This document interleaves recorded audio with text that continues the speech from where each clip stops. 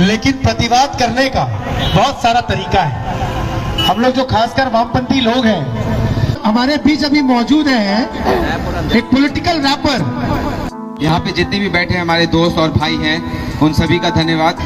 तो मेरा मानना है ये कि वो चाय का नशा नहीं है, वो धर्म का नशा है। कहीं पे भी बैठा ठेला रिक्शा, हर कोई इस बात को ध्यान से सुने।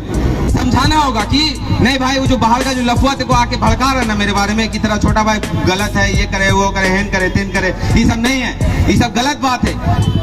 नेता लोग मिलके आजादी के लिए नारा लगा रहे थे और अपने अपने मुफाद के लिए इस देश को हिंदू मुसलमान के नाम पर बांट दिया। मेरा मानना है कि आप अपने अपने धर्म को रखिए, आपका प्राइवेट मैटर है, मंदिर मस्जिद और आप अपने दिलों में महफूज रखिए।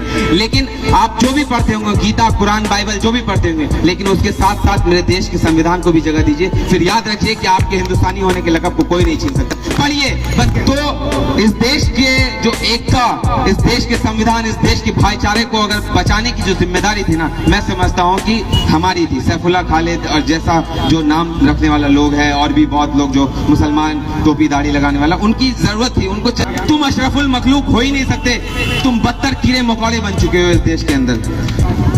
मुसल्ले पर सजदा करना जरूरी है, अल्लाह के साथ राजी होना भी जरूरी है, लेकिन जब ये देश ही नहीं बचेगा तो मंदिर मस्जिद लेकर क्या करोगे? क्या करोगे मंदिर मस्जिद लेकर? क्या करोगे?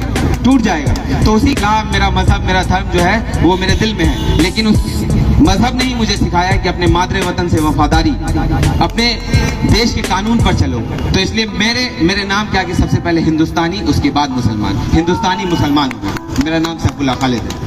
रावण सीता माँ को जब हरण करने के लिए आया था तो वो रावण बनकर नहीं आया था, वो साधु का भेष धर कर आया था। ठीक है, जो साधु के भेष में जो राम बनकर आया है, उससे आपको इस देश को बचाना होगा। इसलिए मेरे भाई, आप चाहे जिस भी धर्म से हो, जिस भी मजहब से हो, लेकिन अपने देश, अपने संविधान से जरूर प्यार करिए। आस्था की आड़ में हैवानियत का रास्ता, जात पात ऊंच नीच अब भी है हमारे बीच। सुन के ना लाना मात्र पर तुम शिकन में सच को देखता हूँ, और सच बोल जाने का है मुझ में दम। आजाद तो हैं हम बस नाम के, सोच कर चुके हैं लोग पहले जीने से। कल जो घूमते थे साथ, आज डर रहे हैं साथ जीने में।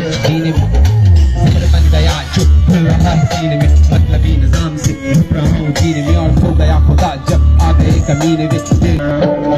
आजादी मेरा ख्वाब, कर सके तो कर, हाँ सूरतें बदल। जो मुल्क तेरी आन है और बस्ती इसमें जान है, और रखता इन बातों पर पूरा तू ईमान है। आजादी मेरा ख्वाब, पर आजाद ना अवाम। जालिम है आजाद, आजादी है हराम। एक छल है, गरीब यहाँ मर रहा, पूंजीवाद को मिल रहा जो बल है। मेरी बातों को समझ के भी जो ना तू समझा, तो काला तेरा कल है।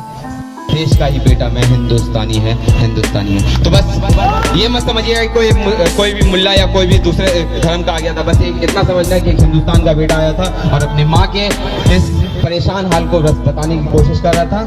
बस इतना ही, धन्यवाद। बन गया चुप, भूल रहा है जीने में।